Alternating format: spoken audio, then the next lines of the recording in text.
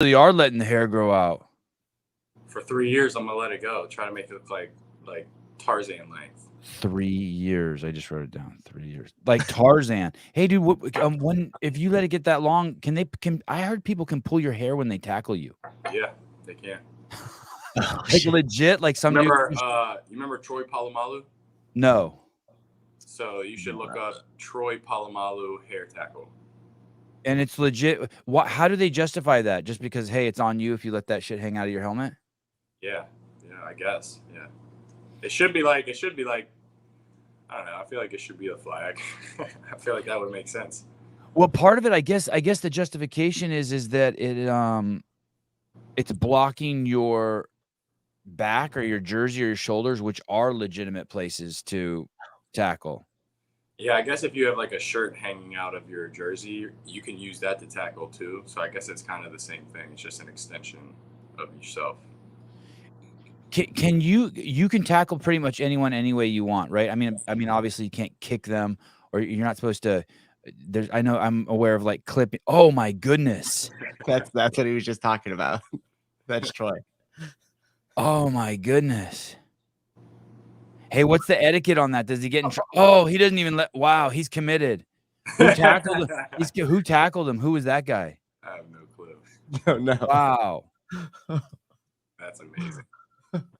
Hey, dude, at that point, but you could grab someone at the jersey, or you could like if your fingers went in like into their cleat, like in the UFC, you can't grab inside someone's glove, but you could reach and grab someone. If you caught someone's foot, you could put your fingers inside their shoe and pull them down, right? Yeah, like you can't. All right, so you can't grab their face mask. Okay. You can't grab their horse collar pad, like the horse collar pad. Oh. And you can't trip. What constitutes tripping? Like kick them? Like you can't stick your foot out. You can't stick your foot out or your knee out and trip somebody. Oh, so if you're a lineman and a running back goes by you, you can't kind of reach out with your foot. No, flag. Wow, that's a tough instinct to shut down. I feel like that's a tough one to see as a ref. Like you're Right. seeing all this shit go at 1,000,000 miles an hour, and then you're telling me you see somebody barely stick their foot out. Yeah. That's crazy to me, but yeah, it's a thing. Mason Mitchell, are we going to go over all the rules? Yes. Oh, hold on. How many downs are there, Tyson? Are there ever 5 downs? Hey, I've got so many football questions, and one of the things I asked someone yesterday, because everyone I know who knows you now is talking about football, right? Everyone's an expert now. It's cool, even me. If you run out of the back of the end zone, that's a safety too? Yep. So even if you don't get tackled, and someone was telling me that there's like some guy who's like famous for it. Like there's I forget his name. It was some name I can't pronounce. Dan Orlovsky. Yeah. Yeah, he was dropping back and was like, then he started running and he ran out of the back of the end zone on accident. Oh man. Yeah. Have you ever you've been playing football since you're how old? 6. Have you ever run out of the back of the end zone? No. Never once. Knock on wood, I don't think I've ever gotten a safety. Like nobody. Wow, okay. Yeah, thank God. That would be terrible. Hey, what do they do when they're going to punt a ball? How much room do they need behind the snap or behind the line of scrimmage? I want to say it's like 15 yards. So what do you do if you're on I'm assuming that happens. You're on the 1 yard line and you have to, less than so that's when they try to block the punt, and the punter has got to try to catch it and immediately kick it, like without even taking a step. So it's a mess. Yeah, it's a scary situation. Oh God, that sucks. Hey, did you see that? Is this one of those situations? Mm-hmm. That guy's gonna try to punt that out of there. This is the quarterback I was talking about. Yep. Right there. Oh, he went straight backing out. Yeah. Oh no. Hey, that was the end of that. Jack that one up. Tyson, are you on a phone? Yes. Do you own an iPad? We have one for the Bears give us one. Like one that they own. Yes. Do you own a computer? No. If you know who else? Rich Froning doesn't own a computer either. Nice. Nice. Yeah. So you're in good company. Yep. I bought an HP in 2018, and it died 1 week after I graduated in 2022. It passed away on me. Listen, I want to get what if I got you a full size? Would you rather have a MacBook Air, like small to easy, take around, or would you rather have an iPad Pro with like a big screen, just flat? What do you recommend? I just want you. I want to be able to like pull up just like funny shit while I talk to you, and you to be able to see it and not have to like pull out your monocle. You know what I mean? And just be like, yo, you know what I mean? So I'm gonna send right when we get off the show. I'm sending you something. I think would you care? Would you be like, oh, this jackass sent me this big old iPad? No, I wouldn't. No. Okay, I'm sending you an iPad. Yeah, what do you think you'd use it dude. for, right? If he's just using it for like surfing the web and checking out videos and stuff Just like for that. this podcast. That's it. Yeah, After that, put it in the safe. Put it in the hotel room safe. Oh, that's awesome. Okay, I iPad. was wondering where you were going with that, and then Yeah. I did recognize when you showed me the Troy Polamalu video, I could only see my Yeah. my left eye. Yeah. That's a close-up shot of you. That's right. Zoom Okay. in. So iPad, we got one thing taken care of. I like that. Hey, I want to show you this picture. Mason, you're gonna enjoy this. More rules. Because I got to learn about football. The whole first year of podcast with Tyson are going to be about football. So if you already know about football, switch channels. Go over to like one of the 6 million analytical videos that are now out on Tyson Bagent. Just type in Tyson Bagent Chicago Bears, and you can scroll forever with the pundits chiming in about everything he does. How come are you wearing a mouthpiece here? And do you traditionally wear a mouthpiece? Do football players wear mouthpieces? Yeah, players do wear mouthpieces. Quarterbacks have to talk a lot, so I don't wear one. But you don't have to wear one. It's not a rule. You don't have to wear one. Do you ever wear one? No, I haven't worn one since high school. And what's the common? Are you critiqued for that? Are your coaches like, dude, you got to protect that? Or no, they're like, fuck you, it's your teeth. All we care about is what's between your ears. Yeah, they don't really pay any mind to it. It's pretty common. Like I don't think a lot of quarterbacks wear a mouthpiece. All right. So you look at that attention to detail. I love it. I thought you were going to ask him which mouthpiece he was going to prefer and send him one or something too after that. No, just an iPad. We're on a budget, just an iPad. Yeah, Eaton Beaver Tyson, Mr. Tyson. As a longtime Raiders fan, I never thought I'd root against them. Great job. Nice. That's awesome. Hey, did you see the or hear?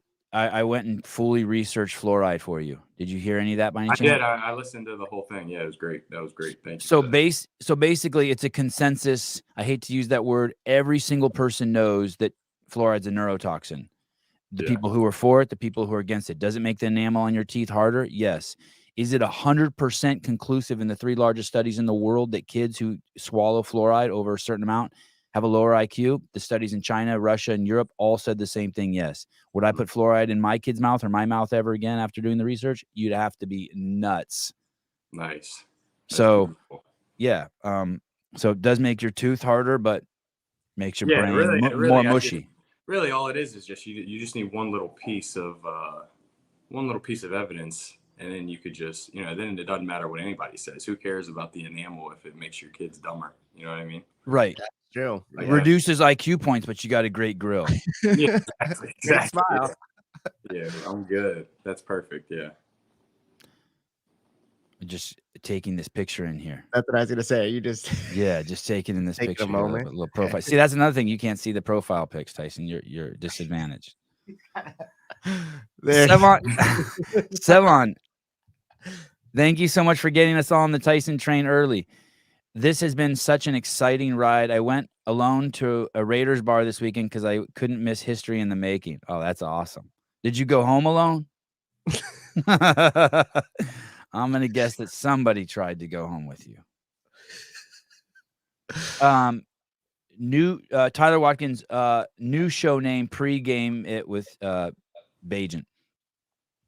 Tyson, why? I was telling I don't know who it was, anyone who would listen, how nice it is of you to come on the show and that you have to know what you're doing for the show. Mm-hmm. Like to come on here, it's just my little podunk, CrossFit podcast, and you're coming on here. Do you know? And then I've been watching videos of you, and you're kind of just like I don't want to say the word blessing people, but you're doing so much to help everyone around you. Like I saw you on your dad's podcast. I saw the video footage of you at the after party. Mhm. And I've heard people say that the only thing of value of becoming a pro athlete, I think it was Greg Glassman said it, is that what you can do for other people once you get to that spot. Mhm. But you seem to already be doing that.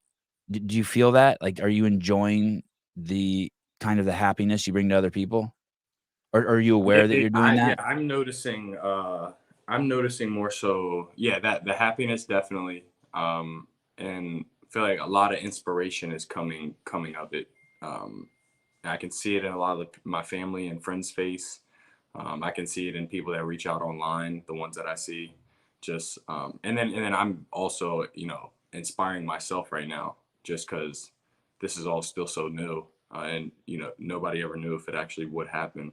But the fact that it is happening the way that it is it's definitely inspiring my family. My little siblings, my mom and my dad, obviously, but also me along the way. So it's also been super easy so far, just letting people have, even extended family members, like letting them have their time with me and seeing what it does to their, to their day, like especially Sunday evening. I had a bunch of family members and we all went out to eat, and even just embracing them and feeling that embrace, and then just looking at their face and just knowing in the back of their head, they're like, holy shit, like we cannot believe that this is happening right now. Like this is, everybody's over the moon about it. So that's more so what I'm noticing right now. The game, was it the game against the Vikings the first time you stepped out onto the field? Hmm. So I'm going to make the assumption, and you can correct this story, but I'm going to make the assumption that you stepped out on the field for the Viking games and you had crazy butterflies and jitters. There was no sign of that, but I'm just guessing.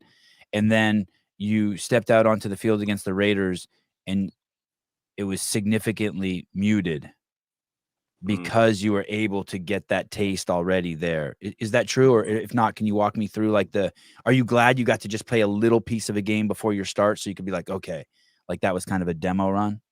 I mean, I think, yeah, I think there's butterflies before every game that I've ever played my whole life. But definitely when, it's a different situation when you're not playing the whole game and all of a sudden you just get thrown in there with no real idea that those things were going to take place last week with Justin and everything. So it is a different thing of going into the middle of a game as opposed to preparing the whole week and then starting the whole game. So I think hindsight, I am glad that I was able to get my feet wet before being in for a whole game, because I mean the games they're so intense and they're so hard that you got to be so mentally focused the whole time, which is also draining. So being able to get a little taste of that before starting a full game, I think was definitely helpful. And I guess, I notice all the people who are asking you questions, including myself, there's kind of a bit of dumbness to it. Because the truth is, like you said, this has been every Sunday since as far back as you could remember, since when you were still wetting your pants occasionally. Yeah. And so, um, uh, you ever pee your pants out on the football field? You ever like as a little kid, like my kid was in a tennis tournament and he was holding it, and then all of a sudden he started playing weird. And then afterwards he comes off and he's crying. I'm like, "Hey dude, what happened?" He's all, "I peed my pants out there." I'm like, "Why didn't you come off?" He's like, "I was afraid." I was like, "Fuck." I go, "Well, you'll never forget that." Yeah. Nah, okay. You ever I have one would. of those? I You stayed think. on the field too long? Nah, I think until I got to college, like I wouldn't piss my pants. I wouldn't full fledged piss myself, but Yeah. Just let a little um, out? third, like, yeah, exactly. Like middle of the game, I would Pressure just, relief. I'd be examining myself, and there'd be like a quarter size piss stain on my football pants, Yeah. like religiously every game.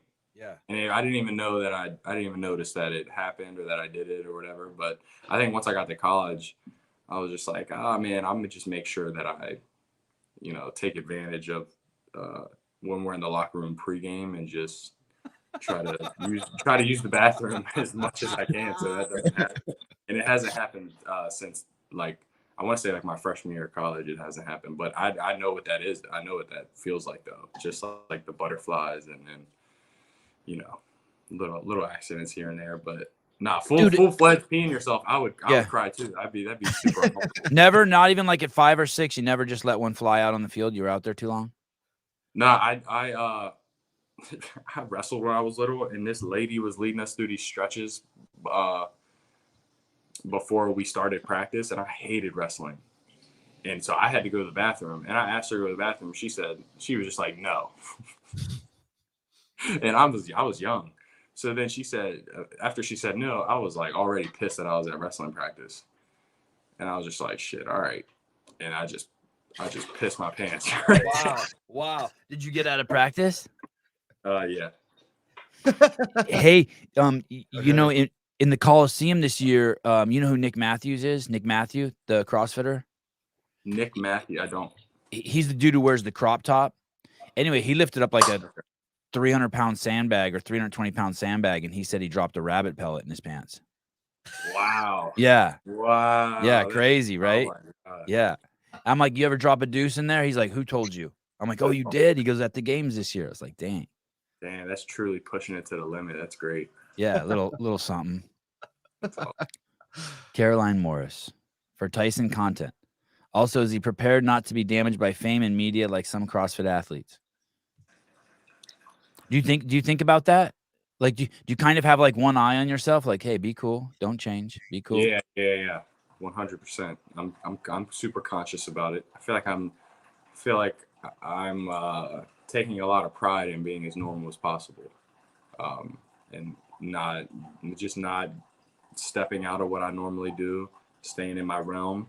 But it's definitely something that I'm conscious about, just because with all the media that's involved with football and stuff, and all the stuff you see, just remind myself maybe I'm not as cool as people are lifting me up to be. Staying, trying to stay as grounded as possible. But yeah. I mean, there's things they're gonna. I mean, the first time you're already flying on a when you fly on a team Chartered plane. Yeah. When we fly on a plane with just the team to wherever we're going. And is that the first time you've ever flown on a chartered jet, a chartered plane? Yeah. Yes. And so that's gonna be hard to fly like a normal person, right? Because you just go get on your own plane and then get off, and that's it, right? Yeah, I mean, every time I go home, I fly like a normal human being. Yeah. It's gonna start getting weird. You're gonna start hating that. You're gonna be like, TSA, fuck you. I was gonna say it's gonna start getting weird when you can't fly like that anymore. Oh yeah, what do you do? What do They'll you be do when it's like abreast of that? that Do they have a reach, yeah. special how are you gonna get to the plane if you get to the airport and you only have 30 minutes to get to your gate? What do famous people do? What do I sprint. I don't know. just forearm get- shivvy some 6-year-old kid who asked for an autograph? Just like, oh, hi. Nah, people are usually pretty great about that. Like, it is weird when you have to say no, and I don't ever say no, but the only times I've had to say no is like there's been a couple times where I was on time constraint and or I was going to see my family and I only had a certain amount of minutes to go see them before the bus left. Yeah. And always cool to do the first one, but then as soon as that draws a crowd, I'm like, hey, I gotta go see my family. I'm sorry, I gotta go see my family. And it is weird, but I'm cool with drawing the line there. If I'm about to miss a flight, no way I'm missing a flight home. No shot. No shot. I got into the we got done practice one time. I was supposed to go home for a 3-day weekend, and practice went on way longer than I initially thought. This is in college or with the Bears? This is like a month ago. This is like a month and a half ago. So we get done practice, and I noticed that the airport's 30 minutes from where I'm at right now in this moment, and the flight takes off in 1 hour. So I know once I get there, the flight is leaving in 30 minutes once I get there. So I got in the Uber. I was like, hey, buddy, I give you $40 plus the Uber cost. If you book it to this airport right now, I got to get home. I got in there. Once I got in there, it was 18 minutes before the gate shut on my thing. And I was just like, it was just one of those things. It didn't matter. If somebody would ask me for a signature there, like, it's not happening. It's not happening. How did you get through TSA that fast? Did you just ask people if you could everybody cut? let me cut. Everybody let me cut, which is top 3 most uncomfortable things in the whole world. Yeah. Cutting in front of people at the airport. Everyone turns into an asshole at the airport. Yeah. Wait, what'd you say? Were you like, I sorry, didn't know. let's I was do in your the back. I was in the way back. It was the busiest day in the Chicago airport of all time. And I'm in the back of the line. And it's, you got the rows that are going like this. I'm right here. The front line's right here. It's like 3 lines in between us. I look at the guy in the front. I'm like, buddy, can I please get in front of you? Oh, you went straight to the front. You didn't try to go dude by dude. Smart. And then I just went under. I'm in. Made it like 2 minutes left. But yeah, it's just an example. Like, there's no shot I'm signing anything in that moment. And you kind of stand out like a sore thumb already just because you're so tall. It's not like you're going under the radar. Also, the whole thing of the airport, if I'm there on time, everybody in the world can cut in front of me. Oh, you're about to miss your flight? There you go. Go ahead. You got it. Yeah. Me too. So, me but too. I always feel like that's not reciprocated when it's your turn to cut. Like, it's never reciprocated. You always feel super uncomfortable being like, hey buddy, can I please cut in front of you? I have this sick enjoyment of going to airports early just so I can be extra nice to people. Yeah. Just like Yeah. And it's not out of the kindness of my heart. It's just to be better than people. Exactly. Yeah, that's exactly where I was going with it. You feel more, you just feel more prepared and everything. Like, you can't believe that somebody would show up to the airport that late and be so ridiculous. I shop at this. There's this kind of like liquor store, burrito store on the beach here in Santa Cruz, and they only accept cash. Yeah. And once a month I'm in there, someone doesn't know that, and they're at the counter. And so like their shit comes and their burrito comes and it's like $9.95, and I'm like, don't worry, they don't have cash, and I'm like, don't worry, I buy it for you. And they're like, thank you, you're so nice. I'm like, nah, just better than you. Just fucking, you know what I mean? They're like, what? You know what I mean? Just like, no, just trust me. I think I'm so cool for this. Barry McCockiner, but you know what's crazy? I think most people would pay for it too. I think most people are just afraid to do it.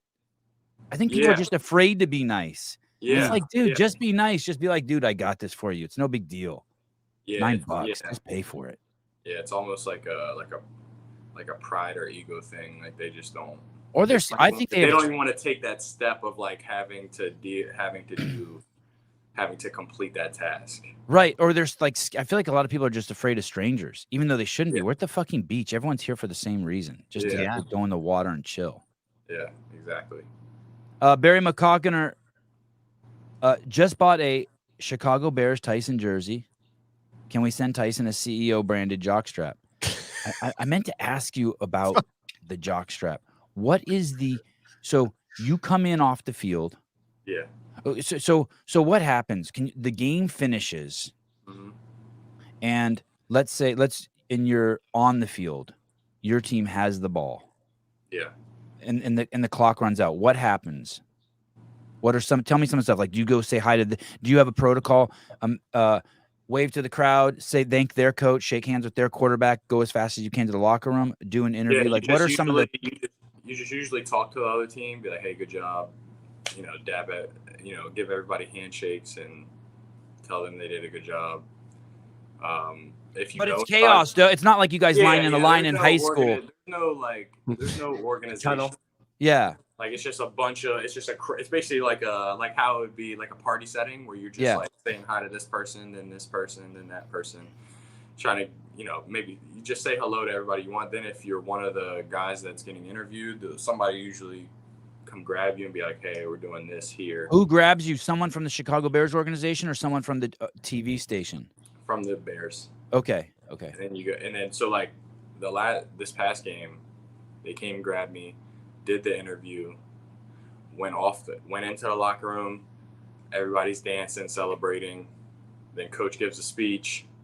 Okay, hold on. I need more detail than that. Hold on one second. So you're on the field. Did you go over and shake the hands of the Raiders, the coach?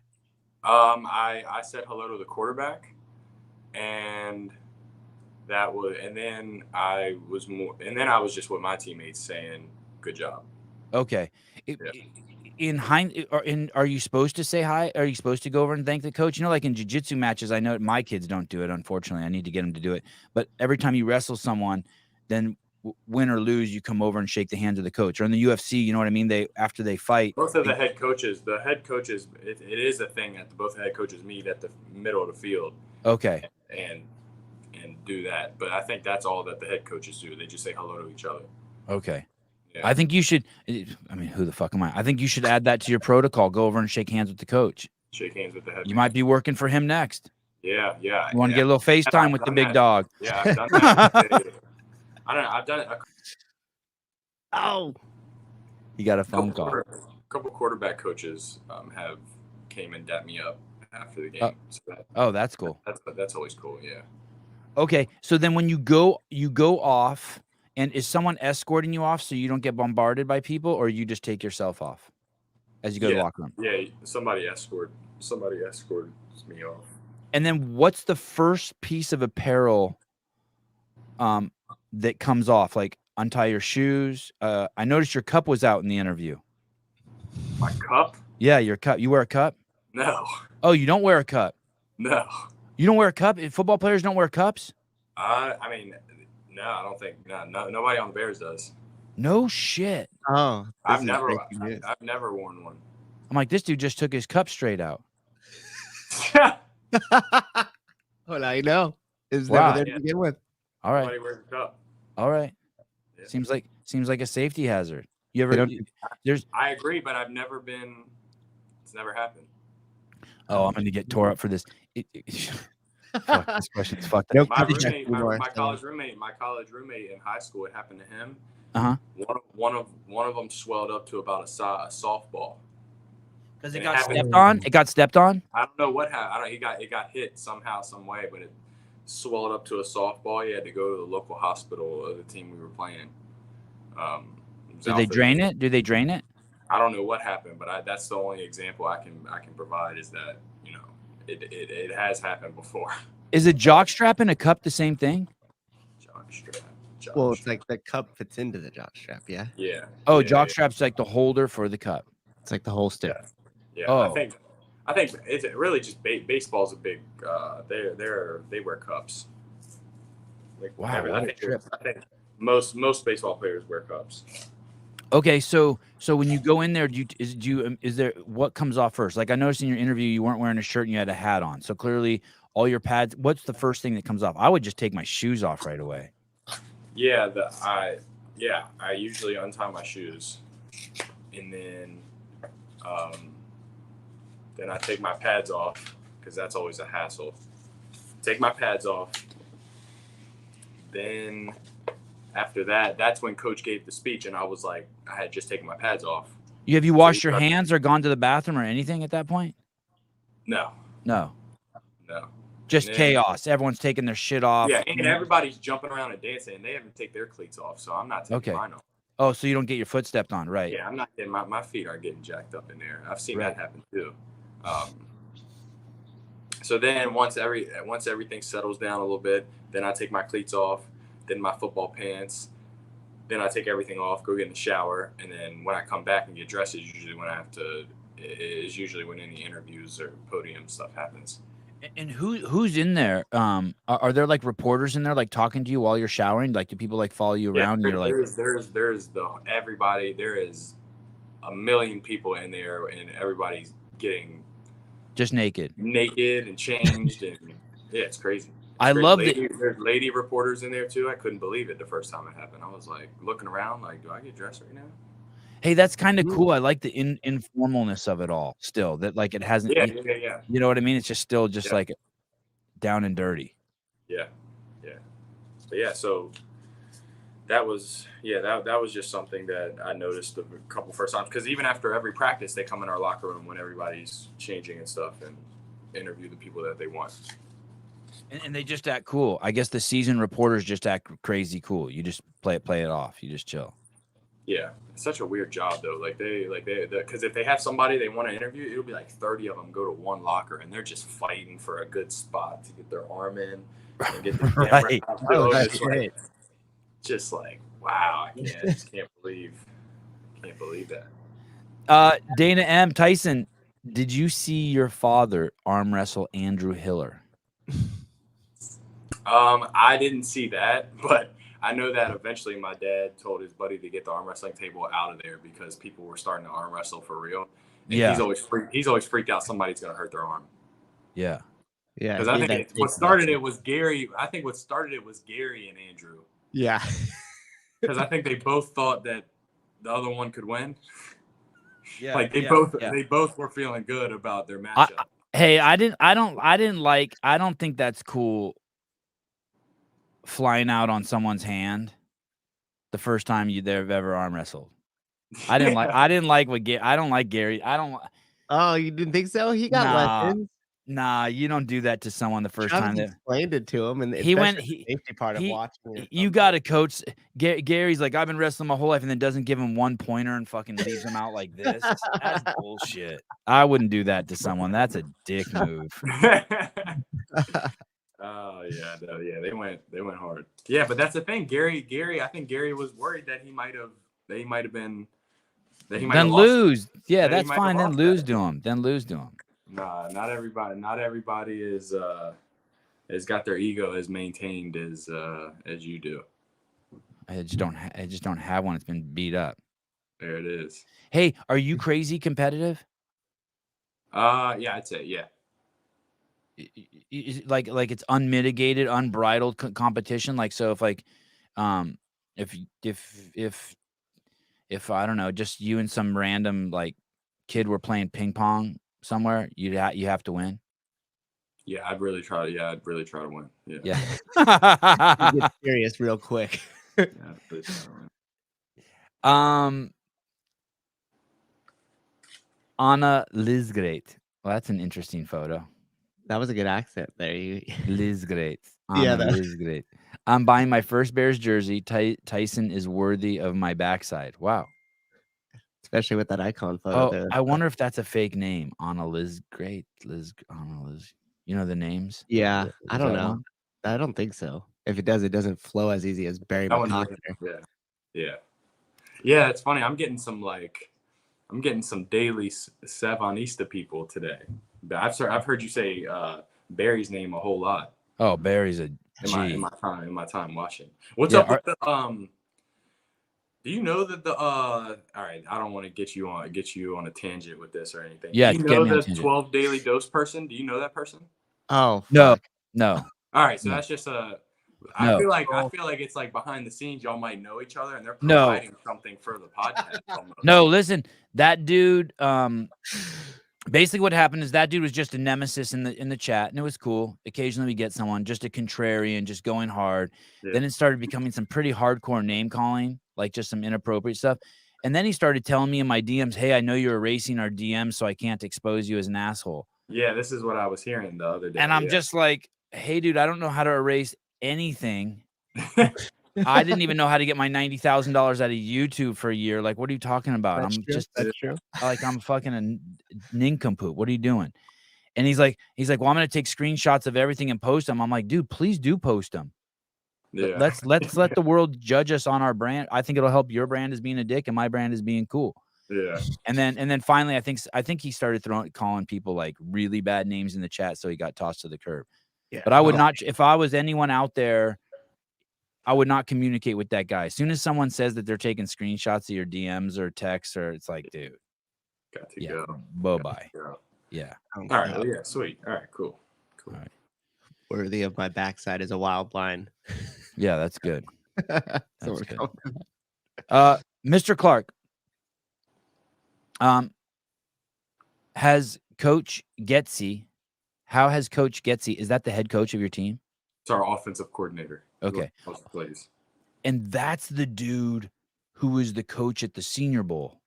Yes. And was that the first time you met him? Was that the Senior Bowl? Yeah. And you've built quite the relationship with him. Yeah, he's been great. He's been wonderful.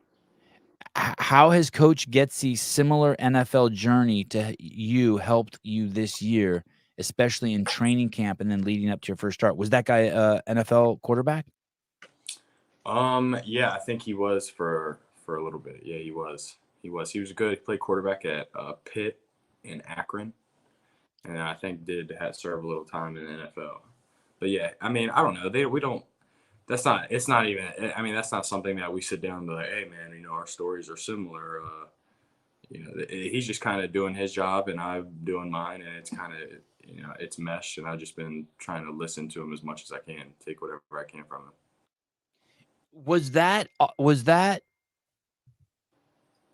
bear with me, was that offense, that strategy, those tactics that we saw against the Raiders designed specifically for you? Obviously, they can't revamp everything, you know, all the plays and stuff. But for example, one of the statistics I heard was that the average NFL quarterback holds a ball for 2.6 seconds after the snap, and you were holding the ball for 1.6 seconds, meaning that you were based on the, I guess, on the offensive line's ability to protect you, and based on your quick timing and your abilities. That was like, was that completely designed for you? It's so weird hearing the pundits I watched probably 15 videos of people trying to analyze your game, and everyone's confused. They don't say they're confused, but I can tell they are. They want to say you're good, but they can't for some reason because you didn't throw an 80-yard pass. You know what I mean? Yeah. They're like, the guy's like, he's not comfortable in the pocket, but fuck, it's great that he got out of there in time. I'm like, wait, what? You know what I mean? Like, what? Like,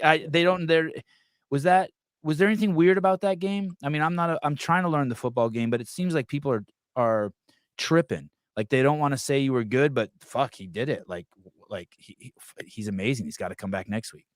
Yeah, I don't know. Football is like it's such a highly judged, nitpicky sport because it's so much going on.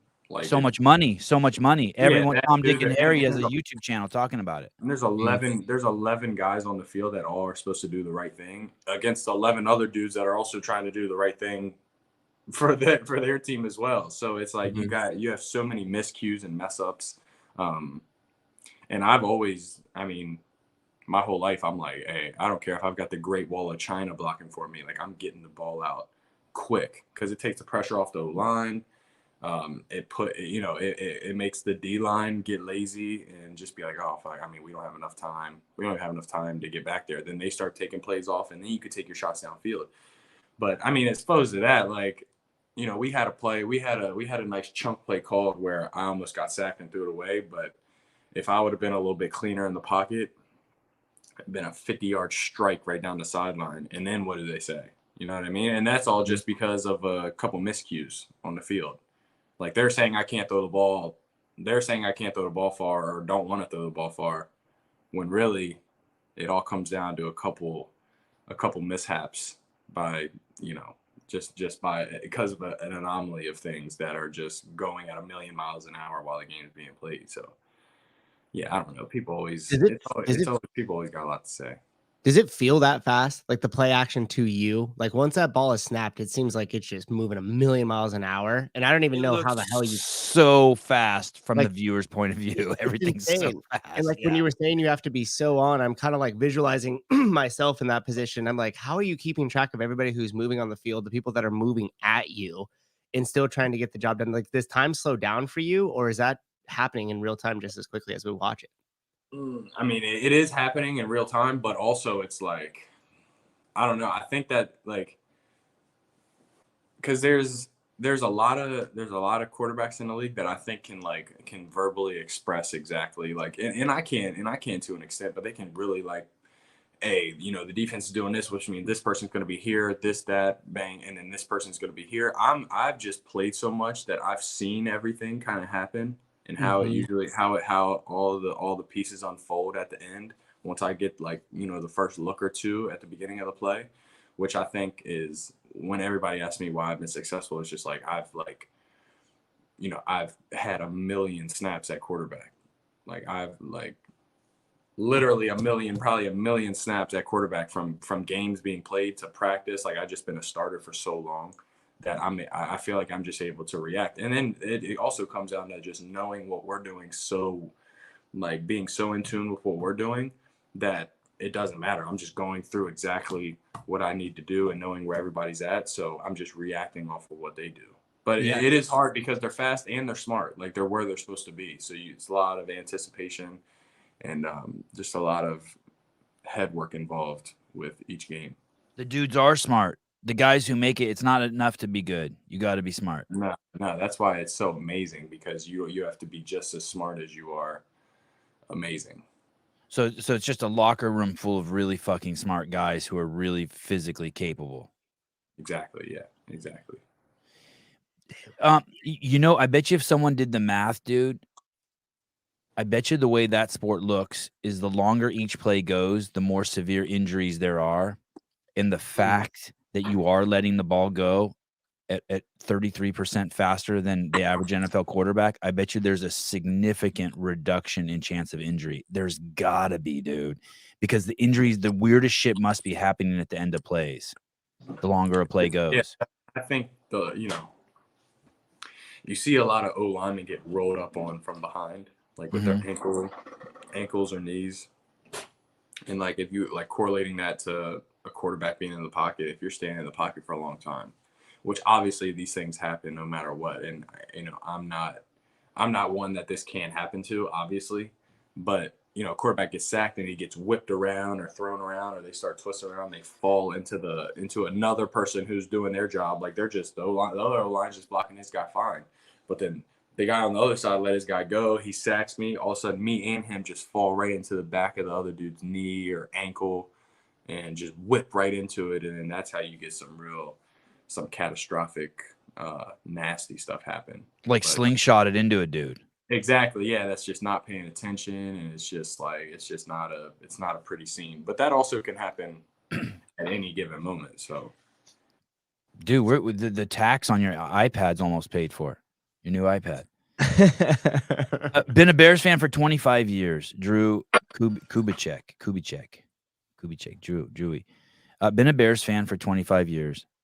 I knew immediately after preseason week 2 against the Indianapolis. Are they the Colts still? The Indianapolis Colts. That Tyson was special. I don't think he means like Special Olympic special. I think he means like. Yeah. It's hard to tell these days. Sunday was amazing. Sevon has given us that hard-nosed journalism. That better not be a nose joke. I know people. Good for you, Phil. Got that one in there. Steven Flores, you're a good dude, Tyson. Great job this weekend. Your family must be proud of you. What about when people say what does that mean anything to you when people say they're proud of you? Like I know some people, Dave Castro, when he says he's proud of me, I know he's putting his big dick in me. Like when a dog at the park puts his chin over another dog's back. Yeah. He's doing it like, I'm proud of you, and he taps me on the head. Like, good job. Little brother. Yeah, exactly. No, I don't get any of that. Just because, I mean, it's just you're not 5'5" and insecure. You're 6'3" insecure. That's why you don't get all bent out of shape. It's a crazy thing. And I think everybody is so amazed because this is like, I don't even know. This is like hitting the lottery like 3 times in a row on the same day. Like what's almost really what's happening. So I don't get any of that. What do you mean? You mean just like with your life? Or yeah, if you just like put it all into a bowl of just like lives in West Virginia, doesn't go D1, undrafted. And then now just for all those things, helicopter dad. Yeah, helicopter dad. Helicopter dad. Never left home before in his life. All these things, and then now all of a sudden all of this is happening. So people are like, even in my family, are just like, wow. Like I even had sideline passes for this past game, and my grandma was able to go on the sideline. And he's just like introducing this whole world to people that just are so unfamiliar with it. Like she's lived on South Raymond Street since my dad was in like high school, and still does. Like your dad's mom got to go on the sideline. Yeah. Oh, that's awesome. Yeah, so I'm just like, she don't even know where to start. Like we're at Soldier Field in Chicago. It's packed. People are like yelling, tripping, just crazy football fans, and just like little things like that. It's just like cool because it was an adjustment for me. So I can't even imagine what it is for somebody that's been living the life that I've lived for 30 plus more years than even I have, to then be on the sideline at a game. When I came out and visited, we went and saw your grandma, and she was like the cashier, the manager of a 7-Eleven. Now her grandson's fucking playing in the NFL. Yeah. She's been just a straight. That was probably one of 3 jobs she had then. Yeah, she grinds. She complains a lot, but she grinds. Hey, do you think that that's been passed down? Where do you think you get your hard work from? Oh man, I don't even. Your dad kind of has a weird. Your dad has a weird work ethic. My dad definitely sparked it. And even when I was young and he was making us work hard, I didn't even necessarily like. If I had it my way, I wouldn't have been doing that. I think of your dad more as a hustler though than a hard worker. You know what I mean? Like he's the kind of guy. Oh yeah, my dad is a hustler. 100%. Yeah. He's got 20 ovens going at the same time. He's cooking. He's got 20 ideas going at the same time. Yes. Yeah. Exactly. As opposed, you're really focused on one idea. Yes. Yeah. Like, yeah. The whole hard work thing for me was like, introduced to my dad, and he even did a good job talking about it with Hiller when the camera was on him, like about the whole, if you love somebody, you hope they do CrossFit, even if you don't have that same internal drive for it. Like you still hope that the people you love are doing CrossFit. So it's like, that was the kind of thing. I'd never seen my dad do more than 5 burpees. You know what I mean? Like I flew out to West Virginia one time to have him do Grace. He got one round through it. He's like, nah, I'm doing this. Yeah. Like what, dude? I flew out. You talk about somebody who's got too much pride and ego. He's got too much pride and ego to even get jacked up in a CrossFit workout. He's like, nah, I don't like the way this feels. I think, so my dad started it, so I kind of had the blueprint. I had the foundation. I knew how to, like, if I wanted to work hard, I knew how to, like, at this point, at a certain point in my life. Like, I was like, I think I was in high school, and thank God my dad had taught me and my brother how to lift and move and do all the things. So it wasn't like I was in high school learning how to do a front squat. It was like I was in high school and I had an amazing front squat, like, thankfully, because of my dad. And then, I meet the mentor of my life, one of my best buddies in the world. And he kind of just like, he would just talk some things into me that I was just like, I just started to really value my health and wellness, like mentally. Who is that? What's his name? Derek Gallagher. Is he older? Is he older? Is he your pastor? No. He's my buddy. He is older than me. He played basketball at Shepherd a handful of years before me. But the way that he would just talk about saying that, he really he gave me the internal motivation to like really start doing it on my own. So then from like my junior year of high school all the way up until now, I've just been fanatical about just my health and wellness in every way. So definitely my dad started it, but then just little things that were introduced to me in my life, I just really started to appreciate just overall wellness. And the hard work, like you have a little more pride in yourself when you work hard, I think. Earned confidence. Yeah, earned confidence. Wow, I wonder if that's what people feel from you, because everyone keeps saying you're confident. And for a lot of people that can come across arrogant, and with you, there's zero arrogance. And I wonder if it's just that earned confidence. Like, dude, I put in the work, dude. And that's the thing when it's weird when people ask you if you're nervous or this or that. And it's like, I can tell, like, part of you, correct me if I'm wrong, but part of you wants to be like, hey, fuck you, dude. I've been out here, like you said, taking 1,000,000 snaps, but you're patient with each person who asks it. But you're just doing the only thing you know how to do. You play football as quarterback. Yeah, exactly. Yeah, exactly. And it's like, I want to be like, hey, like what, if I was freaking out, do you think I would never tell you that? Right. And there's no sign of it. But here's also the thing, like, people really don't understand. It's the only thing you've been doing, not only the only thing you know how to do. It's like, now at this point, you're meant to do it. You don't make a lawnmower and then take it out and go try to wash a car with it. Like, you are a fucking quarterback. Like, you've just been made into one. That's what you do. Yeah. You don't you're not a soccer player. You're not a lawyer. You're not a fireman. You're crazy. Quarterback through and through. It's all you know. You do it. Cut lawns. Yeah, when you had the family and everybody else out on the field and stuff like that, had you visualized that moment quite a bit? And what I mean was like, was it not a surprise to you? Were you like, oh, this feels right? Or were you like, holy shit, this is actually happening? Yeah, Like it was your different. It was mindset. different because there were a lot of people with their family, but they kind of have like a ritual they do. Like, oh hey, like go give somebody a kiss, somebody a hug, and then they go back. For me, I was walking after pregame. I'm walking back in the locker room, and Ezra rolls up on me and bumps me. That's your little brother. Yeah, I'm like, oh, I'm like, no way, no way. Hug him. I'm like, yo. And he's a quarterback in his own right? He's redshirting this year at Shepherd, right? Yeah, he got in for the first time last week. Wow. Yeah, threw some nice Huge. passes. He looked good. But yeah, he bumped on me. He's like, yo, this is amazing. Wow. And then I look, and my mom, my baby sister, and my grandma are all there too. So This I is kind of on the field at Soldier Field. This is on the field. They're right on the sideline, right on the How long sideline. before the game starts? Like 30 minutes. Wow, crazy. Yeah. So that was pretty cool. So I don't know. I just sat there and talked to them for about 3 minutes, and then got dressed, and then played the game. Did you ever hear the story about how your dad and I did I ever tell you the story? I feel like I had to have, but we were in a car on the Nairobi Mombasa highway. Oh yeah. In Kenya, and we got dumped out on the side of the road and left there. Yeah.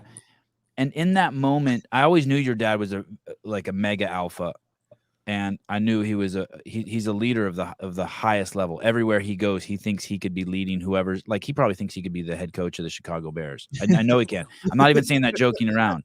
Like, he thinks he could probably turn that team around tomorrow and they'd win the Super Bowl. He has a lot. He's very sure of his thought process, and he's a very logical man. And so I don't blame him. And he's got kind of a little bit of a magical brain going too. He's good at just manifesting shit. But I mean, we were surrounded for 6 hours by people who looked nothing like us, and some people had machine guns, and it was just wild, right? And you got that. Like, it's obvious in that press conference when they said to you, I think I have that. Maybe Susie got it faster than I do. But it's at 150. It's in the presser. Is it 150 or no? No, not that one. Oh, It's 515. 515. Yep. Hold on. This is such a funny line here that you deliver. And this is like, I mean, I always see your dad in you, but right here, I really saw him in you. I was like, oh shit, there's Travis just like slipped out of him here. This was so great. The guy's asking you a question about throwing the ball down the field. Here we go. He's been waiting for that play to be called, yeah. I mean, for the half, you guys had the shot to Hail Mary, then about a 60-yard hit to the end zone. They chose to go with Nate. You think you can get it to the end zone from there about 60? Yeah, I mean, I've got a cannon. I wouldn't be here if I didn't. I think that there was, we're playing in the Windy City. When you heard that, like, as that line came up in your brain, yeah, I got a cannon, where you like, don't say it, say it. Like, was there a moment where you're thinking maybe not saying it? It's like, for you, that's like the most that's like the wild, like, that's you being wild. You know what I mean? That was a hot take. That was a hot take. Yeah, for you. And you could tell it just broke the room, just fucking ate it up. They loved it. It was a hot take. But Subtle, it was also like, subtle, but good. I felt like he was like asking me, can I throw the ball 60 yards? Like, buddy, yes, I can throw the ball 60 yards. Hey, knock your mom off a bike from 60 yards. But yeah. So just wanted to, like, I didn't want to give any inkling to anybody that I didn't think I could get the ball there, like, at all. It was perfect. Like, hey, dude, I go on the Sevon podcast. He asks dumb questions, but this is fucking stupid. You're an imbecile. I've fielded some dumb questions before, but this one takes the cake. Hey, you ever throw a ball at someone who you thought was looking and they weren't looking, and it's a fucking hard pass and it gets them good, hits them? There must be a dozen of those in your life. Practice a couple weeks ago, I had good anticipation on a throw on like an 8-yard stop route. Uh-huh. And as soon as the dude stops, turns, boom! Oh, right off the chrome of his helmet. But I mean, he had a helmet on, so it wasn't bad. But yeah, that's fine you said that, because that's like, I mean, I think that's happened like 4 times my entire life. So that actually happened recently. But you know, like you're just playing catch, like you can't just be playing catch in the backyard with your sister. Like it's dangerous to play with you. You're not normal. But I'm underhand or a left hand thrower. Right. In that world. Right. Hey, anything you don't do, like we would hear stuff like before the CrossFit Games, you know, the build up the month before the CrossFit Games, Matt Fraser would switch to like he'd never put a knife in his hand. Like just in case he were to accidentally cut himself. You got any weird stuff like that? No. Like, he doesn't even wear a cup. He don't give a fuck. Yeah, exactly. Caution to the wind, baby. Airy Bros Radio. Tyson, do you think CrossFit dropped the ball? What do you mean dropped the ball? I don't know. I'm not sure I understand the question. Meaning maybe they didn't do a piece on you soon enough? Yeah, I don't know. I mean, they're just playing, you know, they're just like everybody else, just playing the statistics. You know, I was a D2 slappy until I wasn't. You know what I mean? And then I think that's just like what everybody. Yeah. Here's the part I disagree with though in that, and it's so far below your pay grade to talk about this, but everyone should be celebrating CrossFit. So even in junior high, the whole thing is that the affiliate's for everyone. And so if you were successful as a junior high football player and you were doing CrossFit, they should show it because there's more people. There's tens of thousands of those kids playing junior high football. Yeah. And so they should be showing those examples. They shouldn't be. I could argue the other hand that it's pointless doing it with you now because no one really thinks they can get to where you're at too. Mm-hmm. And I think it has just as much validity as the other way. I would have liked to personally seen them do something sooner, but yeah. I mean, it's great that they did something. Don't get me wrong. It's awesome. And you were great. Why do that? Let me ask you that too. Why? We have people in our own community that like I invited this dude, Bobby Green, this UFC, and I've had some big UFC fighters on here, Volkanovski, Aljamain Sterling, but I invite Bobby. You had Volk on here? Yeah, crazy, right? How long ago was that? When was that? I don't know, a year ago? About a year and a half ago. Yeah. Wow, that's awesome. Yeah, big time. Sitting right where you're sitting, buddy. That's awesome. That's awesome. That is awesome. Wow. That's you right there. Thought this was just what's the term? Slap dick podcast. Hey, so you know, but like Bobby Green's like he's the only person who ever did this, but he's like, I'm not coming on your pod. He's a UFC fighter. He's like, I'm not coming on your podcast unless you pay me $1,500. Or like there's CrossFitters out there who wouldn't do what you did. Why do you do that? I know because I know you and your dad, but why would you do that for free? Why are you like this? Why would I do this for free? No, not this. This just because you feel sorry for fucking old Armenian dude with 3 kids trying to fucking put a YouTube channel together. I understand that. I mean, why would you let CrossFit come out to you? I mean, basically, you and your dad are saying like, "Hey, this is the ingredient. You will, if you want to bake a cake, you need the eggs, and the eggs are CrossFit." Like, why would you do that for free? Why are you doing that? Oh man. I think one, I probably didn't have, I didn't have anything to do that day. And then God, you're as simple as me. number 2, yeah. I don't know. I just, I believe in, I believe in CrossFit, and I believe that no matter what you do, whether it's sports or not, that if you do CrossFit with that you'll probably be better at that thing, whatever it is you do. I understand that, but you have to have had agents, who are like, "Hey, don't do that," or you could get paid. F45 will pay you $300,000. Like, let's say you drink Coke, and they're like, "Hey, dude, we need you to switch to Pepsi." You're like, "Why?" Like, for $3 million. All right, I drink Pepsi now. Like, whatever. Like, I'm good. No, I don't. I don't know. I feel like I don't spend that much money, so I haven't gravitated towards like the big paying stuff, or even necessarily like thought about it a whole lot. I think that I'm getting paid a significant amount right now to play football. So I can, I have complete freedom to just choose to do whatever it is that I just really like to do. So CrossFit was one of those things. So I'll do that every day of the week.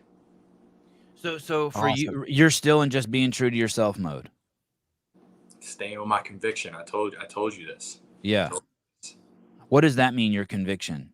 Like, just like, just not letting the money sway me one way or the other. Just like, staying like, not to say I won't do a brand deal with somebody I believe in, but I'm not gonna do a Coke commercial for any amount of money, because I don't need any more money.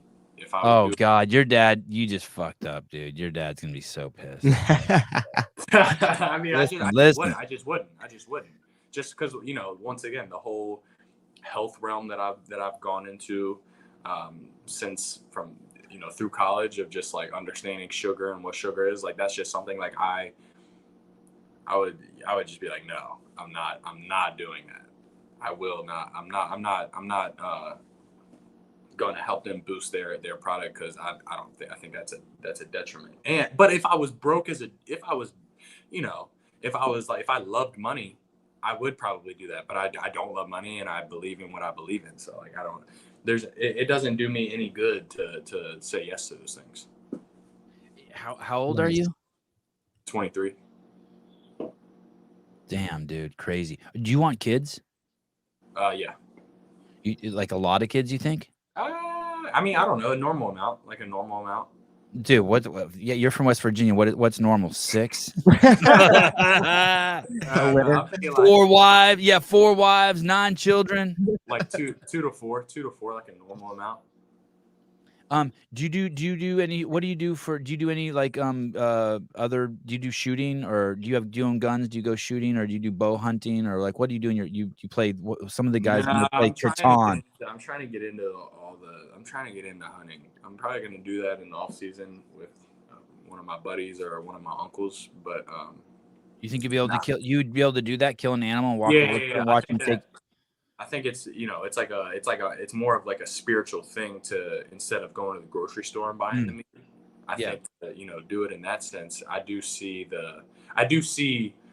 what everybody's talking about when they say that. Like I understand it, and yeah, I would be able to. Yeah. I'm not. The next time you come on, if there is a next time, you'll have an iPad. So I'm going to pull up the plays. I'm not going to pull up the plays now, but I'm going to ask you about some plays. Nice.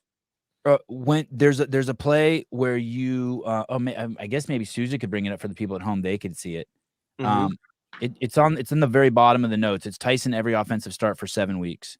Mhm. And early at the 17-second mark, you hit a guy, and then they show it in slow motion right after Souza, right in the chest, and he drops the ball. What does he say sorry in the huddle? Like how does the team process that? Like what happens after that happens? I mean, nothing. It was early in the game. I mean, and regardless, he was like, my bad. And I was like, yeah, we're good. Oh, so he does say it. When he goes back to the huddle, he just says, my bad. Just like it. Say it again. He does say that when he goes back to the huddle, he goes, Tyson, my bad, dude. And you're like, no sweat, dude. Yeah, we're chilling. Because if I'm like, I don't know. I agree with hard coaching or whatever, but also like, if you mess up something physical, like a mental mess up, then I'm like, all right, bro, come on, like, lock in. Like, come on, we talked about that. But if you just get beat or you do something, it's like a physical mishap that, the things just happen. So I think that me just being like, getting on him, that'll just maybe cause more stress for the next one. But as long as he knows that, hey, man, I'm chilling. I know you'll catch the next one. It's all good. Right. Then he goes on to score 3 touchdowns later in the game. Yeah. Okay. So part of your thing is you'll say, what if I'm hearing you right? How you respond to that isn't the response you do. You don't respond to him dropping the football. You give him the response that will get him past it so that he can be better. Exactly. So if it's to yell at him and be like, hey, dude, I don't want to add to his stress or anxiety of the next catch. Like, right. That's, just, hey, man, you're in the NFL. I know you will catch the next one. Like, it's all good. So you don't say in the huddle, dude, your mom could have caught that. Nah. Dude, I threw a pass like that to my sister yesterday. God, no problem. What's your She deal? plays she doesn't even play football. Vittorio, off the ground on a rope. Great progressions, great reads, quick decisions. Love Tyson's approach. God bless you. Appreciate that. God bless. One of my favorites, Miss Heidi Krum. Crazy how people allow huge criticism in NFL, but when Hiller plays that role in CrossFit, he's seen as a bully and hateful. Yeah, that is interesting. The criticism is so, and I don't mean this in any negative way at all. The criticism is so huge in the NFL that like there's really no one being like those guys are being mean. It's just part of it, right? Oh yeah, it's wicked. It's wicked. Yeah, they'll turn on you in a second. Yeah. Yeah. Yeah, even the guys who want to say something good about you this week, I'm watching their shit and they're just like they're frustrated that they have to say nice stuff about you. Brandon Waddell with the equally as feminine man bun as myself. Tyson, bringing the fam to the Carolina game in a couple weeks. I can't wait to watch you in person. Been a Bears fan my whole life. First time I've been excited in years. I'll have a huge CEO sign in the south end zone. Yeah, baby. Nice, I love it. Hey, you contacted the t-shirt guy directly. Yeah. Yeah, I was like, dude, no one can ever contact you. He's, oh, Tyson contacted me. I said, no one. I didn't say Tyson. Quarterbacks in the NFL. I know. I lost the weekly challenge in the QB room. So we do a gift for the loser each week. So I'm gonna get them all CEO Bear shirts. Oh, that's awesome. Yeah. Wow. Yeah. Wow. Holy shit, dude. God, you're so good to your dad's little old friend.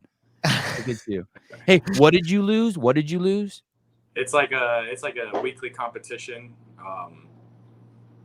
You do like not money fines, but point fines, and then however many points you got, you throw darts at the end of the week. The highest number loses, and then that person's got to buy a gift for the room. So it's a dart game? Yeah, it ends up being a dart game with however many points you racked up throughout the week of like dumb shit that you said throughout the week. Oh. It's really like a goofy game. The team plays it? Just the quarterback room. Oh. Yeah. How many people are in the quarterback room? So 3 players and 4 coaches. Okay. Do you have your own coach? Yeah, there's a quarterback coach, an assistant quarterback coach. But I mean, does Justin have one, and the Nate guy have one, and then the Tyson guy have one? No. We all share. Okay. Coach. Wad Zombie, the creator of the Colton Mertens card. Sevon, did you cry when Sevon said my guy? I got so embarrassed. I just got embarrassed. Sevon, did you cry when Tyson said Sevon's my guy? I almost did. Thank you for bringing us on this journey, making us feel like we're part of it. Yeah, totally. Crazy. What do you mean embarrassed? I don't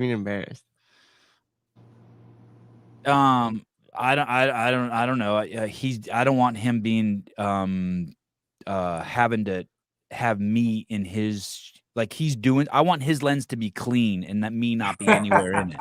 You know what I mean? I'm like, nah, don't let me get. I'm like a smudge. I'm like a smudge on the lens. I don't want to be on it. You know what I mean? What a nice, humble guy. I just want you to see downfield. Take us to the promised land. No, it's for selfish reasons. It's for selfish reasons. Okay. All right. I was stoked. Sunny games. Tyson Bagent. Big fan of your game since preseason. By the way, we know you have a cannon. We Bears fans aren't worried. Stay humble. We love it and wish you big success with the Bears and your future in the NFL. Thank you. What is can every quarterback in the NFL stand in one end zone and throw it to the other end zone? Is that Nah, I don't think anybody can throw it 100 yards. That's no? crazy. So 100. What's a? Oh, like it's like getting to like 80. 80. Which is insane. That is insane. Would you and the boys, the other 2 quarterbacks, ever be? Do you guys ever practice together? I'm assuming I picture you guys standing out on the field practicing together. Yeah. Is it like CrossFit where like the one guy throws it and like you see he throws it 40 yards and you're like, oh, cool. And then the other guy kind of big dicks him and throws 145. And then the next guy throws it 50. Next thing you know, it's like someone's trying to clean and jerk 405 pounds. Nah. It's more or less we're just doing drills and just trying to work on whatever we have in for that week. Yeah. But I mean, I like to compete at practice. Like if somebody throws a good ball, I like to throw a good ball too. Like, Yeah. Would you ever whisper into one of those guys' ears? I could throw it farther than you. I could hit the goal post. I 60 would do yards. that. I don't know. I would do that. I would goof around a lot at Shepherd with that, just because Yeah. I knew that, there were some kids on the team that like they just didn't, they didn't care. But I was buddies with them, and I didn't care that they didn't care. It was just like they were just, they just wanted to be on a college football team, whatever. And I think that I would. There was a little bit of that banter going on at Shepherd, but now we're here. Everybody's, I'm with a bunch of professional quarterbacks, so I'm not being like, hey, you suck. But you would, okay. But let me get this: 5 years from now, when you're a starting quarterback, Yeah. And there's a new guy and there's a guy who comes out of college and he's on the team and he's the third string. You put your arm around him and be like, "Watch this kid," and you'd hit the goalpost from 40 yards. And give him a story. He'd like it, like in a fatherly way, but you give him a story, right? Maybe. Yeah. We'll see in 5 years. Yeah. Maybe. Yeah. All right. I can see it. Yeah. Yeah. Yeah. Hold my beer. Bruce Wayne. This is the guy that makes our thumbnails. Mr. Wayne. I've never been a Bears fan, yet here I am. Bought a Bears hoodie as soon as I found one. Fly like an eagle, fly, baby. That's awesome. Oh, Mike Hunt is anal is great. Anal. Oh, it is a fake name. Damn. I'm the worst. It took me a year to get Barry McCockiner, and that was super obvious. I'm not. Wow, it is a fake name. Oh my goodness! Of course, Mike Hunt knows. Yeah, Mike Hunt would know. Dan, I refuse to read your question. You're dick. Dan Guerrero, Tyson, what do your gym workouts look like? Mostly sports specific in season. It's a lot of tracking of lower body power. So they hook you up. They'll hook the barbell up to a machine. In season, not using a whole bunch of weight, but tracking how fast we're able to move the bar, making sure that our power isn't depleting during the season. And a lot of core work, keeping the core strong, and a lot of shoulder loading, and a lot of shoulder like stretching and mobility work. And a lot of hamstring work, because you got to keep the hamstrings good so you can keep running fast and stuff. When you say they're measuring, it's like some sort of wireless device that sits on the bar and sends back. It's a wire that hooks on to the bar, but it's not weight. It doesn't cause any. Is it in a Smith machine or is it a free bar? No, it's a free bar. And then there's an iPad up, and you do your rep, and then you can see how fast you moved it. You want to try to stay above a certain number. Damn. And your core work, would you do toes to bar or do you do hollow rock or? Say it again. Your core work, toes to bar, hollow rock. Like, what do you do? Yeah, I use the ab wheel a lot. I use Bosu balls a lot, like doing a plank on a Bosu ball and kind of moving it in circles. Toes to bar, GHD. Wow. And then I do a lot of med ball, like a lot of med ball throws, just coming across my body. Yeah, rotational stuff. Can dip it in there. Exactly, and that's always huge. Like rotational is always huge, just because that's what I do. Like I'm a rotational athlete, so working on that is always, they're always harping on that. How are you good on time? Yeah. Okay. Lindsay Mercado. I can rarely catch these lives, but an avid listener to the podcast. Thank you, Tyson, Bagent, Sevon, for giving us the chance to become fans of Tyson and follow his story for the last year. Congrats on your first win. Thank you, Lindsay. Arm wrestling, unlimited power. Tyson, can you give a shout out to my daughter, Bella? Thanks again for the autograph and taking a pic with her in the preseason. Oh, is that Chicago Bears vernacular when you say duh, like duh Bears? Duh Bears. Okay. What's up, Bella? It was her first game. Nice. There were 60. I heard there were 65 people in your cheering section. 55. 55. Did you pay for those tickets yourself? Oh, I'm so sorry. Yeah. Matt Mueller. Shit ain't happening again.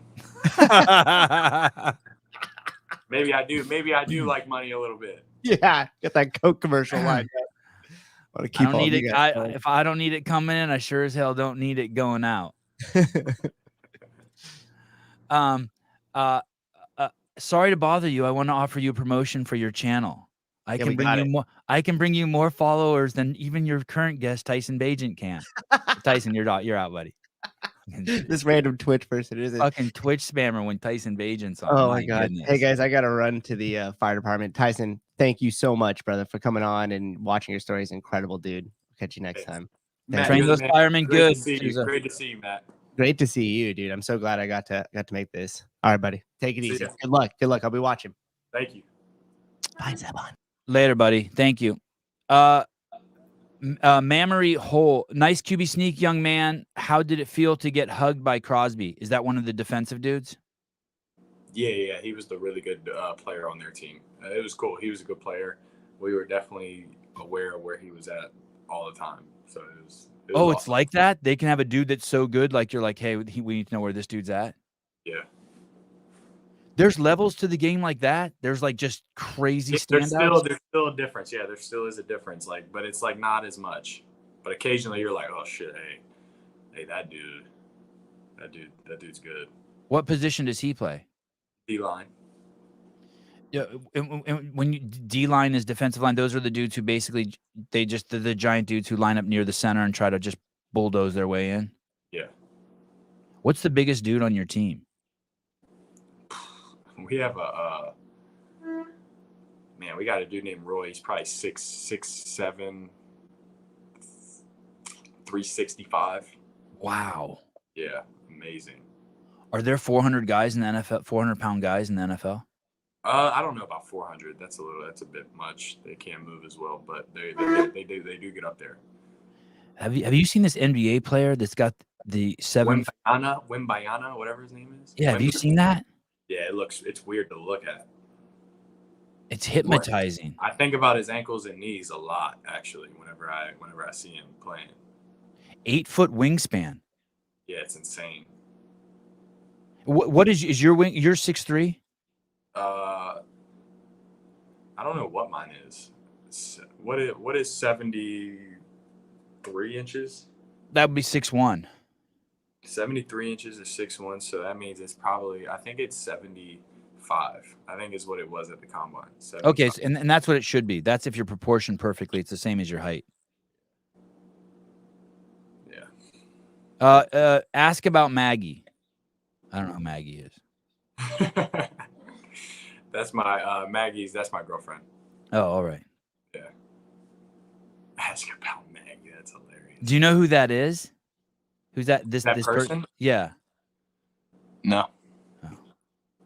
It's Hey, it's Maggie's ex. It's Maggie's ex. Yeah. Alicia Carr Rideau, explain a screen to Sevon. Is a screen in football the same as a screen in like basketball? It's just a dude blocking for you as you move? Yeah, but nah, it's like it's when you throw a quick pass to a receiver or the running back and the O-line gets in front of them and blocks for them down the field. Okay. So it's a pass, but it's like a run. You know what I mean? It's like right, a quick pass. Right. O-line gets out and gets in front of him and starts blocking. Your fakes are amazing. Thank you. Do you like that? Do you like doing that? Yeah, I take pride in it just because, I mean, once again, everybody's so good. Get them to fall for something, and then we can take advantage of it. Yeah, let me see if I can pull this one up. This one's crazy. Let me see if I can find this one. 612. Do you remember every play? I don't mean like just off the top of your head, but like if I play a play, are you like, oh yeah, I remember that? Mm-hmm. You do? Mm-hmm. Because when I can, people can be like, hey, that guy was on your podcast, and I'm like, I don't even remember. I don't even know who that dude is. Yeah, nah, I can remember most plays. Crazy. Okay, let's see. Here we go. I think it's the next one. Hold on. Right here. Like that. You turn really quick. Did you see how you did that? Yeah. Yeah, that one's great. Yeah, because if I can just get somebody to fall for a split second, that could be the difference of our guy taking it all the way to the end zone. Yeah, it's awesome. And then after you let go of the ball, do you watch every play like a hawk? I got to be better at like carrying out my fake. But sometimes I get caught up in the moment, and I do end up like watching the game a little bit, which is a bad habit. But I mean, let's say after you throw a ball, Oh yeah, I'm watching. I'm like, all right, go buddy, go. seeing exactly what's going on. What about this? What about this play where let me see where it is. There was a play where you threw a block. Yeah, Are you supposed to do that? Yeah, that was like not necessarily a block, but just it was like, a reverse, right? It was a reverse. Just sealing the edge, making sure our guy can get around clean. But I wouldn't say it was much of a block. It was more just me getting in the way. I don't even think I know how to block, honestly. Do they tell you to do that? Yeah. I think this is it. Let's see. Yeah, right here. Oh, and you start hopping a little bit there. Did that hurt you? Nah. No. Okay. Good. Nah, it was good. If it did hurt you, you wouldn't say. I would. Yeah, I would. Nah, that was fine. That was a fine play. That didn't hurt. You know that feeling? God, I want to give an example that you get pulled over by the cops and you know you're doing something wrong, and you start getting butterflies in your stomach, and you just want to just throw up, or like you're 6 years old and you just put a pack of gum in your pocket and you're leaving the store and the manager's like, "Could you come here, young man?" And you're just like want to vomit. Yeah. You just is there anything when you get sacked or when the guys come in the pocket with you? Do you ever feel that like afterwards? You're like, "Fuck." Nah, I just want to. As long as you don't turn the ball over, it's not a big deal. Like as long as you. So the interception's the worst. Fumble and interception's the worst. Interceptions and fumbles are just like, damn. Like you want to end every time you get the ball with a kick, whether that's an extra point or a punt or a field goal. You want a kick to happen at the end of every time you get the ball. You don't ever want to give it to them. So the sack is fine. Yeah, a sack is no big. You can live after that. And when you're riding a bike and you crash, or like if you're in a fight and someone punches you, you know how like you take an assessment, you're like, oh, okay, especially like the first few punches or like right after the crash before you stand up, you're like, okay, is it like that in a sack too? When you get sacked, are you like you lay there for a second, you're like, okay, all right, yeah, good, nothing broken. Yeah, I'd say every time, even if it's not a sack, just getting tackled, just being like, all right, yeah, that was a clean fall. We're good. Like you just checked that you run a scan like Iron Man on the whole system. Okay, we're good to go. You start wiggling around. Oh, we're good. Yeah. It's normal, right? How many sacks are there in a game per game on average in the NFL? I don't know. They sacked us once. Yeah. So I don't know. Usually, 0 to 5. The play before the sack, they almost sack you. Yeah. And then they sack you. Yeah. Kind of barely. Yeah. The guy gets how strong is that guy? He gets like one hand on your hip. Yeah, he's 6'5", 265. He's a freak. Yeah, and he's moving too. So when he grabs you, you're like, oh fuck, someone's got their hand on me. Yeah.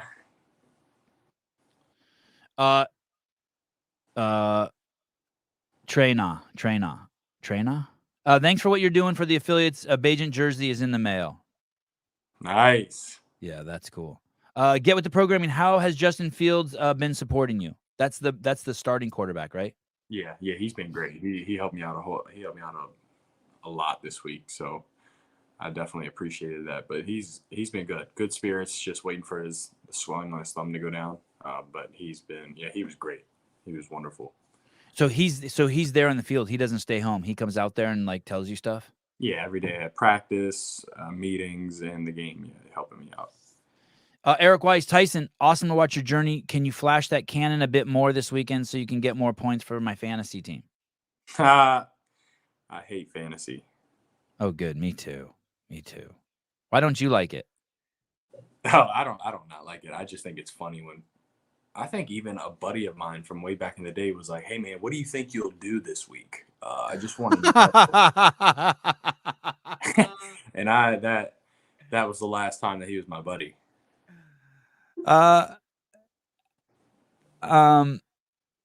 Jody Lynn. Hey Jody, what's up, girl? I looked up the meaning of your tattoo, Telu. Does anyone else in your family have that? What's the origin of that tattoo? Where is the tattoo? On your arm? It's on my chest. It's the first one I ever got. It was it means family in Welsh. My granddad's Welsh.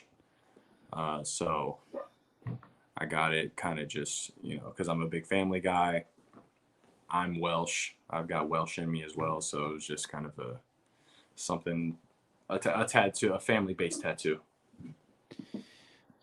Next week you play the LA Chargers. They're LA now. They're not San Diego team. Yeah. And it's a Sunday night game. Yeah. Yes. And the way I'm understanding the way the NFL works is basically there's a bunch of games on Sunday that everyone watches. If you watch your favorite team, and then there's a Monday game, a Thursday game, and a Sunday night game that like just people who need an excuse to party and drink watch. Those are the big games. Yeah. Like the whole country watches them. Yeah. So Sunday night when you play, there will be a different amount of eyeballs on that game than more the regional game that you play that drew just the regional fans. Yes, I think so. Yeah, probably. Yeah. And so at that point, there could be a monumental shift. Like twice as many people might hear your name this week as have heard it in your previous 23 years. Yeah. Here, hold up. I gotta give this person the trash real quick. Okay. Giving the trash is important. Dude, look at all these people watching the show. My goodness. Okay, Jen, we'll get this out to him. Been a Bears fan my whole life and love your show. Someone, thanks for sharing your time, Tyson. Yeah, isn't it great? What a good dude. His dad's going to kill me for the Coke comment, though. I'm toast. Oh, you heard that? Jen, $25. Been a Bears fan my whole life and love your show. Thanks for sharing your time. Are you in your hotel? Nah, this is my apartment. Been in my apartment for about 2 months now. Oh. The last time we were on, I was in the apartment. In Chicago? In Vernon Hill, Illinois. You've been on the show before? It's the only show.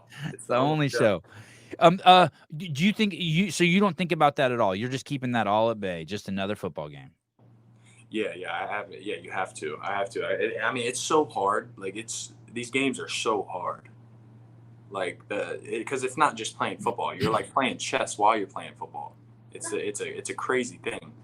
So yeah, all week I just got to get my mind wrapped around the game plan, understanding who they have and what we need to accomplish, and then really just play the game. And then it'll be cool to hear how many people were watching after the game. That'll be cool to think about that then. You have the bandwidth for the game.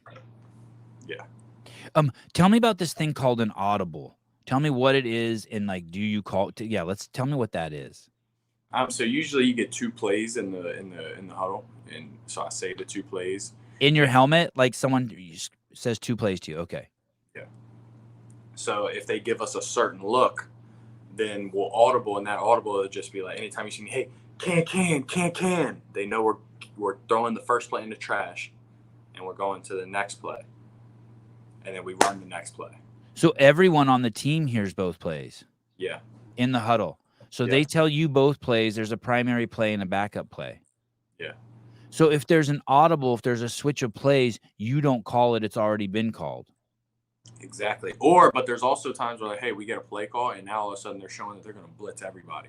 Like they're blitzing everybody. This play's not going to work. Hey, easy. Hey. Getting a better protection, give signals out to the receiver, and then now we're in a completely different thing where we're trying to beat the pressure. Have you ever had to go to a play number 3? There's 2 plays, and then you see something, and you're like, all right, boys, we're doing this. There's been 2 plays called, and then they give that pressure look, and then we have to screw both those plays and then go to the signaling out routes and protecting myself. And are you behind the dude with the ball, the snap, when they see that, and then you say it, and then you have to yell it to all the guys on the field? Yeah, they're like, hey, kill, hey, blah, blah, blah, blah, blah, blah, bang, blah, blah, blah. Motion a bunch of weird shit out, and then we're rolling. Oh, my goodness. Yeah, it's insane. Did you see the meme where it showed like where you were playing last year versus where you played at? Yeah, why they took a picture of the wrong side of the stadium. Just to make fun of you. That was foul. I looking at loved that it. Like, that is not a good representation of where I played. My games were exciting. They should have shown just like some like high school field. They should have really hammed They it should up. just took a picture of like a grass hill and be like, this is the away side of where he was. But you know what video they should have used is the one. You remember the one you played the first time I got on when I threw that game-winning touchdown and the crowd was crazy? Yeah, That's there's people a good along the chain link fences piling in. And then they show the other side and it's a big-ass stadium and it's packed. That's what we should have showed. Yeah, that was crazy. Hey, have you seen this? Let me see if I can. Let me see if I can pull this up. This is so funny. I mean, I'm kind of. It's been 20 years since I've been into football. I don't know if it's always like this, but have you seen this guy? I have not. Oh, wait till you see this. Probably gonna get in trouble for showing this, but here we go. Can you hear it? There's some men in town who has the swagger. The pressure was so high, but it didn't matter. With every throw he made, all the doubters seemed to fade. Odds are some fans will scream now to start you. Secret Bagent man, Bagent man. Crazy, right? Get out into so the affairs could come find you. So this dude sat down. You inspired this guy to create this and film it and edit it and sing it. The And offense moved the ball. Oh, what a dream! Even though we still drew mostly screens, Deontay sure did hell, and that defense finally held. Odds are some fans will scream now to start you. Secret Bagent awesome, man, huh? Secret Bagent man. so football's just crazy. Showed us what you Yeah, had. people love football. How can I arm wrestle your dad? And even your dad gets a nod. Can I arm wrestle your dad? Yeah, So that's people must be sending you this stuff. This stuff must be in your inbox and all that shit, and people are tagging you. You just don't have time to see it all. yeah, I haven't seen that one yet. That's good stuff. All right. Okay. Put you on the spot now. Ready? Okay. Are we doing this again on Tuesday? I'm down. I got nothing to do on Tuesday. Holy shit. And why is that? Why don't you have anything to do on Tuesdays? Tuesdays are our day off. That's the one day off. Not Monday? Nah, we got to go in and we got to flush the soreness out on Monday. Oh, okay. All right, brother. Hey, when do you fly to California? On Saturday. Okay. I'm going to walk straight from, will you text me your address? I'm going to walk straight from here and send you an iPad. Sweet. Yeah, I will. And that way we could look at plays together and talk about that shit next week on a bigger screen. Amazing. Yeah, that's perfect. Dude, you the man. Love you, Tyson Bagent. Love you too. Thank you, Savon. Thanks for coming on. Talk to you soon, brother. See ya. Bye.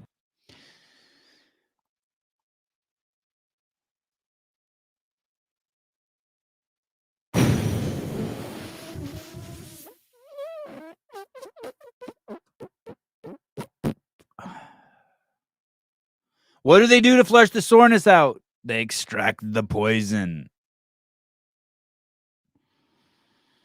Zach, he the man. Let him rest on rest days. Oh, settle down. You people in CEO shirts think you know everything. Oh, no. Did someone give money and I didn't read their comment? I almost didn't read the Maggie one. Come on, man. Stay away from his girlfriend. Oh, no. I got that comment from you, right, Jen? Bailey Walker, thank you for that, Sevon. He's my favorite person you have on. Love his story so much. Hey, at some point I'm gonna open up the I'll open up the phone line and let you guys just fire in questions too. Or those of you who already have the phone number should just call. I guess that's even better so we don't get ding dongs calling. Judy Reed, $4.99 to put towards Tyson's iPad. Yeah. Thank you. I'm going to need it.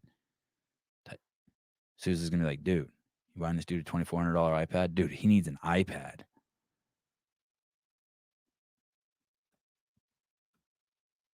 Man, oh man. Now that everyone's leaving, let's get the podcast started. Thanks, Zach.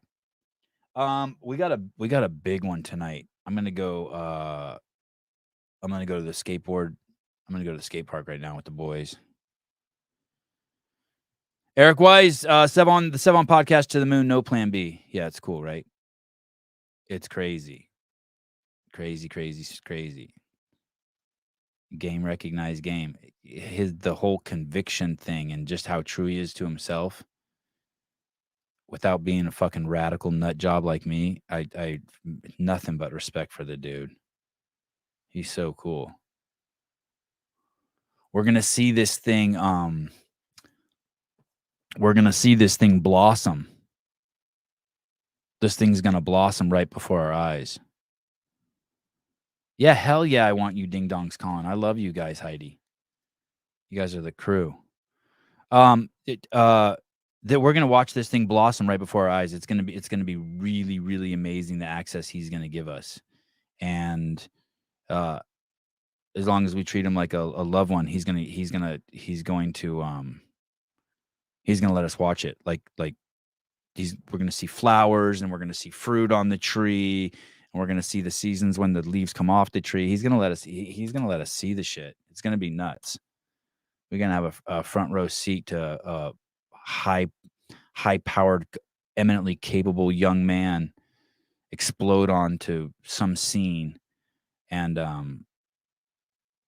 yeah, he's gonna be funny. It's gonna be dope. He's gonna bear a shit ton of fruit. Trip hop, Tyson gonna be famous after he beats the Chargers on Sunday night. I heard they're good. Are they a good team? Oh yeah, Katie is on the podcast tonight. Speaking about super ballers, Katie Henniger will be on the podcast tonight. I can't even believe Katie comes on the show now. No show tomorrow night? I don't know what's going on tomorrow night. What's tomorrow? Hold on. Let me see what's going on here. Let me check the calendar. Tonight I have the show with Brian Friend and John Young at 6:15 Pacific Standard Time. I'll be coming home from kids jiu-jitsu. Then tomorrow morning we have Greg Glassman on at 7 and then Rich Froning on at 8:30. Tomorrow's going to be crazy too. Tomorrow night there should be a show. Tomorrow night there will be another show. I will organize a rogue show. I need to reach out to Patrick Vellner. I'd love to have Vellner on. I haven't talked to him in forever. I should do that for tomorrow night. Then Thursday, I don't know if there's a Shut Up and Scribble on Thursday, but there will be. Oh, no. Thursday, Friday, Saturday, and Sunday it's all rogue all day, I think.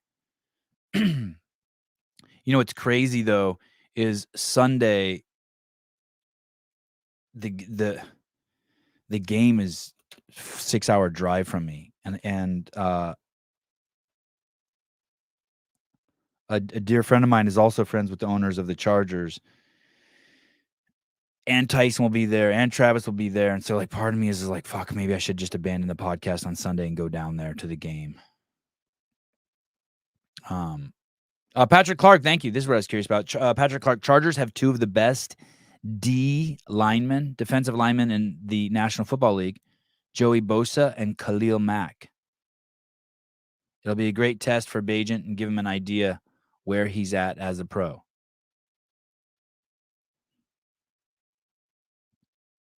Yeah, Sousa, Matt Burns, do it, Sevy. The thing is Sousa said he'd run the show for me all day Sunday, so I could do that.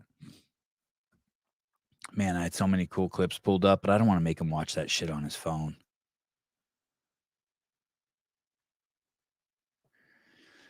All right, I'm off to the Apple website. Hey, thanks everyone for tuning in.